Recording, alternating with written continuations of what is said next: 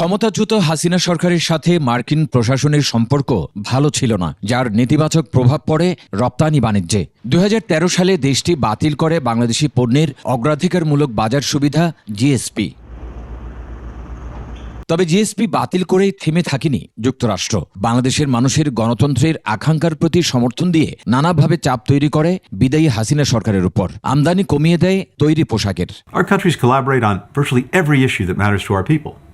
And the ties between Bangladeshis and Americans grow deeper and more intertwined with every generation. 2023 সালে যুক্তরাষ্ট্রে বাংলাদেশি পোশাকের রপ্তানি প্রায় 25% কমে নেমে যায় $7.28 বিলিয়ন।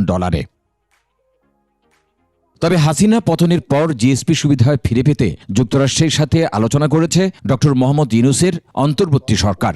বিষয়টি নিয়ে দেশটি ইতিবাচক বলে জানিয়েছেন বাণিজ্য উপদেষ্টা। জিএসপির ব্যাপারে আমেরিকান অ্যাম্বাসেডারের সাথে কথা হয়েছে। ওদের জিএসপি ব্যাপারে কিছু কিছু তাদের শর্ত ঠিক বলবো না, কিছু কিছু তাদের কোয়ারিজ আছে, সেইগুলি আমরা বলেছি, তো সেগুলো অলরেডি আমরা উত্তর দিয়েছি।